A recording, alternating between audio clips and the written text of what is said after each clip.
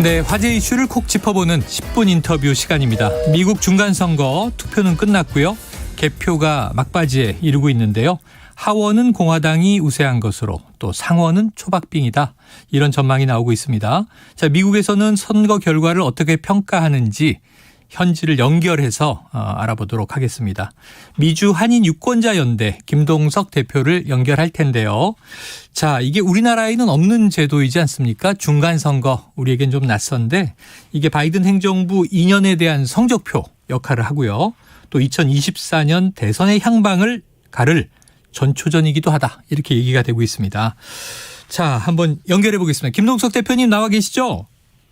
네, 안녕하세요. 아유, 이렇게 연결해 주셔서 감사합니다. 지금 미국 동부에 계시다고 들었는데 현지 시간은 네, 저 지금 뉴욕에 있고 밤 11시입니다. 아, 심야에. 감사합니다. 자, 이게 중간선거가 우리나라 국민들에게는 또 좀 낯선 제도이기 때문에 간단하게 한번 어떤 건지 설명을 부탁드릴게요. 말 그대로 4년 임기 대통령 임기 2년 중간에 치르는 선거라 해가지고 중간선거라고 이름하고요. 네네. 그다음에 미국의 양원제잖아요. 상원, 하원이. 그렇죠. 사실 보면 워싱턴은 하원 정치입니다. 하원은 시민을 대표하고 상원 100명은 각 주를 대표하는데 네. 하원의 임기가 2년입니다. 그래서 하원 전체가 임기가 끝나기 때문에 선거를 2년마다 치르게 되죠. 네네. 6년 임기 상원 100명이 3분의 1씩 2년 단위로 또 선거를 치르게 되고요. 아하. 임기가 끝나는 주지사 선거. 네. 그래서 이번 선거는 하원 전원 선거하고 상원 35명, 주지사 36명. 이게 이제 어제 치러진 미국의 중간 선거입니다. 알겠습니다. 자, 상하원 외에도 지금 말씀 주신 대로 50개 주 중에서 36개 주의 주지사, 워싱턴 시장, 또 이 46개 주의 주의회 의원, 30개 주의 검찰총장, 이런 투표가 함께 이루어진다고 들었습니다. 자, 관심이 모이는 건 아무래도 이제 의회 권력 이렇게 부르니까 상하원과 그리고 이제 주지사 선거인데요. 개표가 거의 마무리됐다고 하는데 현재 상황 어떻습니까? 네, 지금 개표 막바지 들어가고 있는데요. 네. 435, 이제 하원부터 보면은 네. 435명 하원 중에서 지금 한 40명 정도 됐고, 네. 나머지 한 400명 놓고서 공화당이 207명 내지 208명을 확보했고, 예. 민주당이 189, 190명 확보해가지고, 네. 지금으로서 추세로 보면은 이 개표가 완료되면은 지금 주요 매체에서는 이전에 2년 동안 공화당이 212석이고 네. 민주당이 223석, 10석 차이로 민주당이 다수당이었었는데 네네. 이런 추세로 보면은 개표가 끝나면은 2년 동안 새 회기는 공화당이 한 14석을 더 추가해서 225석이고 민주당이 210석. 하원이 이제 이런 결론을 가지고서 앞으로 2년 공화당이 한 13 내지 15석 많은 걸로 다수당이 될 거로 보고요. 네. 문제는 지금 이제 상원에 있습니다. 네네네. 상원도 거의 개표가 끝나가는데 지금 두 곳을 확정되지 않은 두 곳을 놔두고 있는데 네바다와 조지아입니다. 네네. 그리고 49대 49 동수입니다. 사실 조지아는 민주당이 이겼어요. 그런데 조지아 선거 룰이 참가한 유권자의 50%를 넘지 못하면은 결선 투표 재선거를 실시해요. 네네. 그걸 런오프 일렉션이다. 그런데 이게 12월 6일 날 이 선거를 치를 수밖에 없게 되고요. 다음 달로 넘어갔군요. 네바다가 한 하루 정도 더 걸려야 개표가 될 것 같은데 이 두 개를 놓고서 지금 49명 대 49명 과연 현행을 유지하려면은 네바다를 민주당이 진다 하더라도 조지아 한 달 후의 선거에서 민주당이 이겨야 되죠. 현행을 유지해야 되고 그렇지 않고 조지아 공화당이 두 개 다 이기면은 공화당이 51명이 되고 민주당이 49명 되고 아주 초미의 관심이 집중되고 있습니다. 정말 초박빙이라는 말이 틀리지 않는군요. 그런데 다음 달이 돼야 이제 조지아주가 민주당이냐 공화당이냐 확정되면서 이게 50대 50 동수냐 뭐 혹은 뭐 51대 49냐 이게 알려질 것 같습니다. 자, 그런데요. 이번 그 중간 선거 사실은 뭐 집권당의 무덤이다. 역대 선거에서 집권당이 유리했던 적이 거의 없다. 그리고 또 이제 바이든 대통령의 지지율이 썩 좋지 않았기 때문에 어려운 이 선거다. 민주당 입장에서는 이런 얘기가 많았는데 이번 선거가 지금 이 개표 마무리되면서 현재 언론의 평가는 좀 어떻게 나오고 있습니까? 민주당이 바이든 정부 민주당이 크게 이긴 분위기로 됐습니다. 개표 결과가. 네네. 왜냐하면은 초선 대통령의 첫 중간 선거는 그야말로 말 그대로 다 현직 정부 대통령의 무덤입니다. 예. 이게 클린턴 때 첫 선거 94년에 54석을 잃었어요. 오바마 때 첫 선거인 2010년 티파리 생각나실 거예요. 네네. 63석을 잃었습니다. 티파티. 트럼프 2018년도 때에 40석을 잃었죠.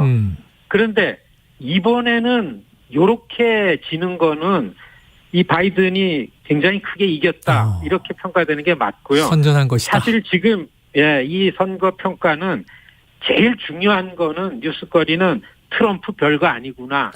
이게 나타났습니다. 공화당의 중심에서 트럼프 바람이 다시 일어나면 우리 같은 소수계들은 이게 굉장한 공포인데 다행스럽게 트럼프가 선호하는 후보들이나 트럼프가 내세운 후보들이 좋은 성적을 못 거두었기 때문에 트럼프한테는 굉장히 참혹한 하루를 지냈다. 이렇게 이제 여론에 많이 나오는 얘기고요. 막 생길라 그랬던 레드 웨이브, 공화당 물결, 민심에 도달하지 못했다라는 게 나오고서요. 그다음에 유권자 마음에 인플레이션이나 경제만 있었던 게 아니고 미국의 민주주의나 낙태 문제 같은 것들도 같은 수준에 같이 있었다. 그래서 선거 결과가 이렇게 나왔다. 이게 미국 매체들이 하루 지나가지고 나오는 평가입니다. 네, 그래요. 자, 출구조사를 보니까 미국은 또 우리나라와 약간 달라서 뭐 결과 예측도 있겠습니다만 결국은 이제 투표의 이유, 어떤 이슈를 가지고 투표에 참여했는가 이런 것도 중요하게 나오던데 말씀하신 대로 대부분은 다 지금 경제 위기 문제를 많이 거론하다 보니까 고물가, 인플레이션 이런 게 이제 핵심 이슈일 것이다 했는데 좀 복합적이었던 것 같아요. 자, 조금 전에 대표님께서요, 이 소수계로서는 공포를 느낀다. 이 트럼프 전 대통령의 어떤 그 또 위세. 대표님 개인 입장에서는 이번 선거 어떻게 보셨습니까? 저 굉장히 걱정 많이 했습니다.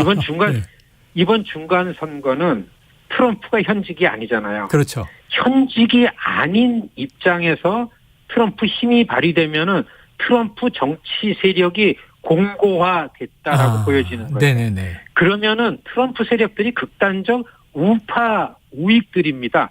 보수주의 정치가 아니고 이건 차원이 다른 거기 때문에 지난 몇 년 동안 미국의 정치권이 이렇게 혼란기가 왔는데 많은 전문가들이 만일에 트럼프를 따르는 거의 범죄에 가까운 이 극단적 극우파들이 정치 세력화되면은 이거는 1860년대에 남북전쟁이 일어났던 미국의 내전 수준의 혼란이 올 가능성이 크다. 그건 다른 게 아니라 이민을 반대하고 아주 지독한 인종주의 편견을 갖고 있는 정치 세력이 나오는 거죠.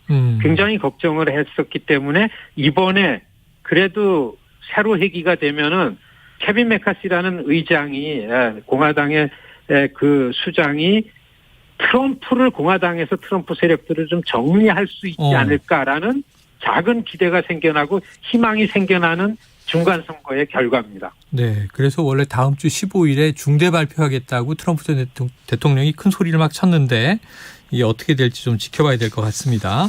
지금 보니까요, 공화당 내에서도 트럼프 전 대통령에 대한 좀 신임이 떨어졌달까요? 이번에 보니까 플로리다에서 주지사로 재선이 된 새로운 인물, 론 디센티스라는 인물이 이 라이벌로 급부상했다 이런 보도들이 있습니다. 맞습니까?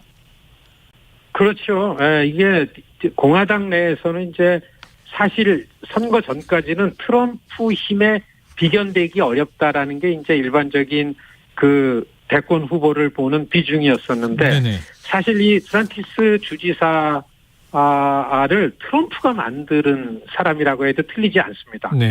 지금 공화당에서 트럼프 바람이 워낙 셌었기 때문에 선거에선 트럼프 눈치를 많이 봤었는데 이번에 선거는 트럼프 없이 치렀습니다. 네. 그런데도 불구하고 한 20% 이상 이 민주당을 제치면서 아주 확고하게 플로리다 주지사가 됐기 때문에 네네. 이 드산티스가 공화당의 후보로 굉장히 빠른 속도로 중심에 들어갈 것이고 트럼프에 대항해서 공화당 내에서는 중심을 자리 잡을 만한 후보가 빨리 될 거다.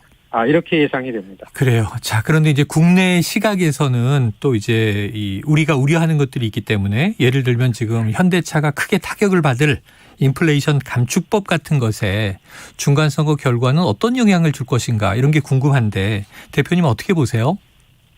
사실 인플레이션 감축법안이 이번 회기 때 공화당은 다 반대하고 겨우 다수 의결을 통해 가지고 민주당이 만드는 법안입니다. 네네.